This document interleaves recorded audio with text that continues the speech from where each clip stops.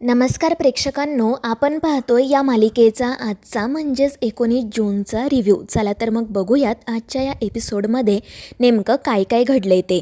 तर पहिल्याच सीनमध्ये आपल्याला असं बघायला मिळतं की ओवी आणि अबीर एकमेकांसोबत फोनवर बोलत असतात. अबीर म्हणत असतो की अगं ओवी, आपला प्लॅन सक्सेसफुल झालाय. तर ओवी विचारते म्हणजे नेमकं काय झालं. आणि मग तेव्हा अबीर तिला सांगायला सुरुवात करतो की अगं मी ना आपल्या पावसाळी पिकनिकविषयी आजोबांसोबत बोललो आणि त्यांनी मला प्रॉमिस केलं आहे की ते आईला या पिकनिकसाठी नक्की तयार करतील. आणि हे ऐकून ओवीसुद्धा खूपच खुश होते. पण मग तिला प्रश्न पडतो की आता बाबाला कसं तयार करायचं. ती याविषयी अबीरला विचारते. तर अबीर म्हणतो की तू काळजी नको करू, आपण ना कोणता मार्ग नक्की काढू. फक्त आधी आईला या पिकनिकसाठी तयार होऊ दे. एकदा का तिने होकार दिला की मग आपल्या प्रॉब्लेम सॉल्व्ह होईल. आणि त्यावर ओवी ही आनंदाने हो म्हणते.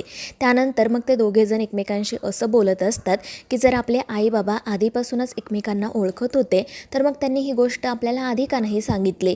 आणि आता जेव्हा आपण त्यांना पिकनिकला घेऊन जाऊ तेव्हा खरंच त्यांच्यातील सगळे प्रॉब्लेम सॉल्व्ह होतील का. पण त्याचवेळी इकडे सावली अबीरकडे येते आणि त्याला विचारू लागते की काय रे, कोणाशी बोलतोयस तू. तर तो सांगतो की अगं आई, मी ओवीशी बोलतोय. आणि हे ऐकून सावली डोक्यालाच हात लावते आणि म्हणते की अरे, दिवसभर तुम्ही एकमेकांशी गप्पा मारत असताना मग आता काय फोनवर बोलायचं आहे.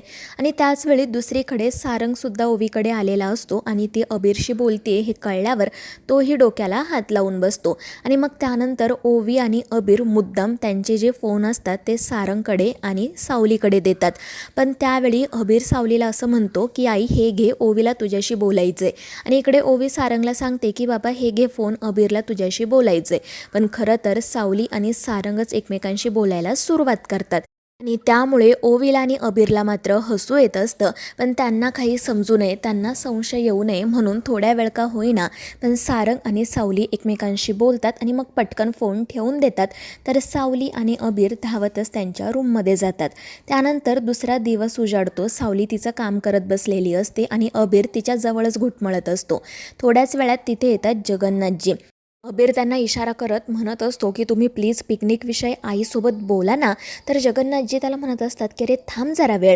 आणि मग सगळ्यात आधी तर ते सावलीला व्यंकटेशबद्दल विचारतात. ती सांगते की व्यंकटेशजी गुरुकुलमध्ये गेलेत. त्यानंतर मग जगन्नाथजी गुरुकुलचा विषय काढतात. आणि मग हळूहळू बोलता बोलता तिला असं म्हणू लागतात की अगं, माझा ना एक मित्र आहे, त्याचे एक खूप छानसं रिसॉर्ट आहे आणि त्या रिसॉर्टच्या एका कामासाठी मी त्याला मदत केली होती. आणि त्याचमुळे आता त्याने आपल्या सगळ्यांना त्याच्या रिसॉर्टवर बोलावलं आहे. मला असं वाटतं की आपण 2-3 दिवसांसाठी तिकडे जाऊन यावं, म्हणजे तेवढाच थोडासा बदल. आणि त्यावेळी सावली आश्चर्याने म्हणते काय 2-3 दिवसांसाठी. तर अबीर नाचतच म्हणतो की हो आजोबा, चालेल मला, आपण जाऊयात ना. परंतु सावली म्हणत असते की बाबा 2-3 दिवसांसाठी तर अवघड आहे, कारण मग आपल्याला गुरुकुलला सुट्टी द्यावी लागेल, मुलांचं नुकसान होईल. आणि त्यावेळी इकडे हा अबीर जगन्नाथला चिमटा काढतो आणि जगन्नाथजी म्हणू लागतात की अगं साऊ, मग आपण एक काम करूयात ना, गुरुकुलमधील मुलांना सुद्धा रिसॉर्टवर घेऊन जाऊयात, म्हणजे आपली एक पावसाळी पिकनिक होईल, मुलांनाही चेंज मिळेल आणि तुलाही. आणि जगन्नाथजींचं ते बोलणं कुठेतरी सावलीला पटतं. ती खुश होते. पण ती म्हणत असते की बाबा, आपल्याला एकदा मुलांच्या पालकांसोबत बोलावं लागेल. तर जगन्नाथजी म्हणतात की अगं हो ठीक आहे, बोलूयात आपण, तू नको काळजी करू. तर अबीर म्हणू लागतो की आई, ह्या सगळ्याची जबाबदारी मी माझ्या खांद्यांवर घेतो, तू अजिबात काळजी करू नको. उलट आता तू पिकनिकला जायची तयारी सुरू कर. तूच विचार कर, तिथे मस्त पावसाळी वातावरणात तुला गाणं शिकवायला किती मज्जा येईल. आणि मग तो त्याच आनंदात धावतच बाहेर जातो आणि त्याचा तो उत्साह पाहून जगन्नाथजी आणि सावली मात्र हसत असतात. त्यानंतर दुसरा सीन आपल्याला असा बघायला मिळतो की मोनिकाने त्या खंडाला कॉल केलेला असतो. तो तिला विचारत असतो की बोला मॅडम, काय काम निघालं तुमचं. आणि त्यावेळी मोनिका म्हणते की माझं ना एक खूप महत्त्वाचं काम आहे, तुला त्या सावलीवर बारीक लक्ष ठेवायचं आहे, कारण ती जिवंत आहे हे जसं मला समजले तसंच आमच्या घरातील इतर कोणाला समजलं आहे की नाही ते मला जाणून घ्यायचं आहे. आणि त्यावेळी तो खंड्या म्हणतो की ठीक आहे मॅडम, तुम्ही काही काळजी करू नका, मी त्या सावलीवर अगदी बारीक लक्ष ठेवतो, आजपासून मी तिची सावली बनूनच राहतो. आणि ते ऐकून मोनिका खुश होते.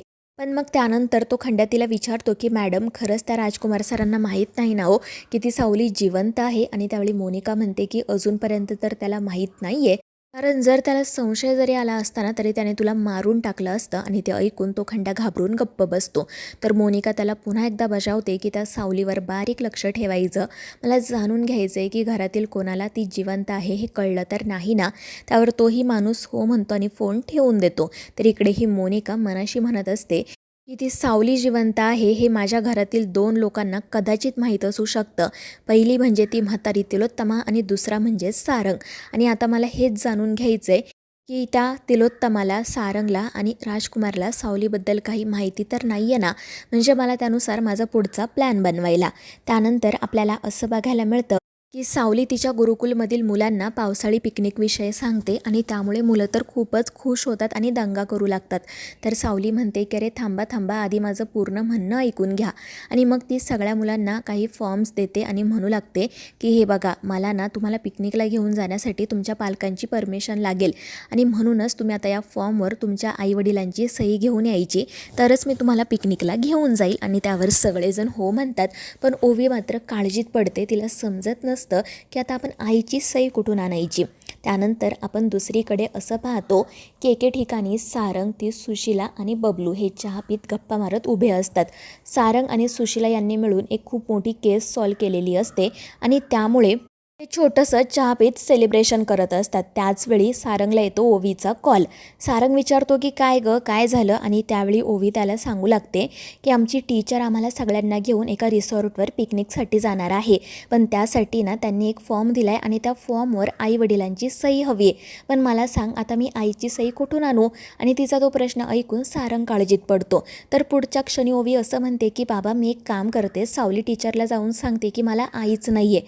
पण सारंग घाबरून म्हणतो की नाही नाही, तू असं काही करणार नाही आहे.